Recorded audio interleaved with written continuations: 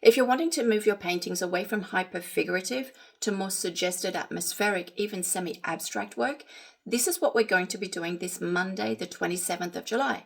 So in Watercolor Live, what we always do every week is we take a subject, we take a principle, which I try to explain how you can adopt and you can use in your own paintings to progress your paintings. Now, I have to admit, the subject that we're going to be painting this week is one that I have been particularly waiting for. I love this subject. It has everything going for it, but I don't want to paint it the way it is. I want to teach you, I want to keep teaching you the choices that we make our paintings, or actually break our paintings. The choices that we make when it comes to composition, structure, when it comes to tonal values, when it comes to contrast, when it comes to edges and color. So what we're going to be doing this week is we're going to take this magnificent subject and we're going to be working out these choices to see how we would apply this in watercolor, to be able to create the kind of painting that we're going to be looking at creating. But I want to go further than that. I want to make this painting an exercise in really that transformation from figurative to semi-abstract.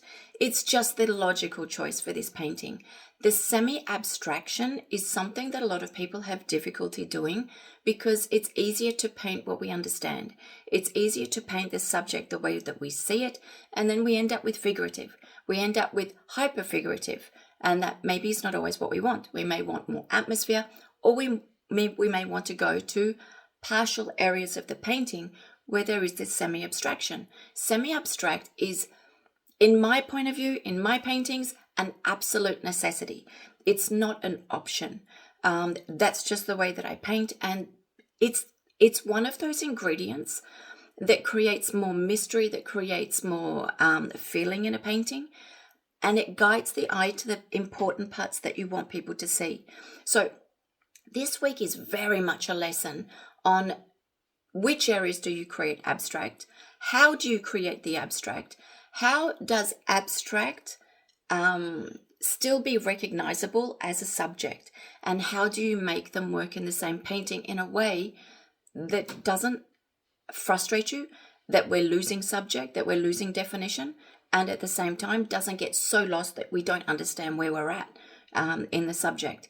So this is huge. This is so much what I love doing. So join me this Monday, 27th, as we go through this subject, the choices we're going to make, why we're making the choices, and then applying that idea of figurative through to suggested and abstract.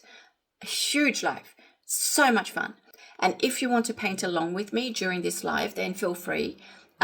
It's always fun to paint along because it gets you out of your comfort zone. It gets you into a new rhythm, makes you listen, makes you learn things differently, and you just don't have time to think. So you're basically painting as a reaction. Painting reactive is the best way to paint.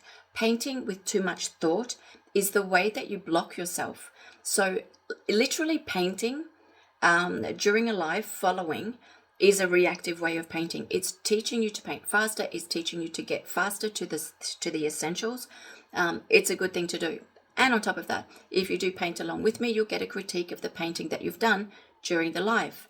Now, this said, this subject needs a paper like Archer's 300 grams fine grain. You're going to need a cotton paper. You're going to need a mold-made paper. So whether it's Saunders Waterford, whether it's, I think it's Canson Heritage, there's other 100% cotton, fine grain papers. This is the sort of paper that you're going to want to paint on because we're going to be doing some layers. And when you're painting on a cellulose or you're painting on a hot press paper, as soon as you go back into that wash, you're going to be taking off the wash that you put on before.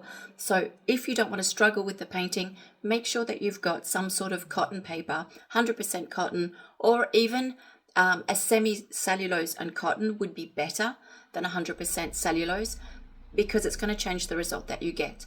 And if you can't paint along with us on Monday, then just by inscribing, you're going to get the replay. You can watch these replays as many times as you like because you will always keep live access to the sessions that you're inscribed in. And to be perfectly honest, I would even inscribe to this on my own because this is going to be a huge live. And it is one of those game changer lives for the very simple reason that most people find it hard to break away from the hyperfigurative, the too much information, which creates a painting which is just a little bit too overworked. That's what we're going to be doing this Monday. So with that said, I shall see you on Monday. Take care.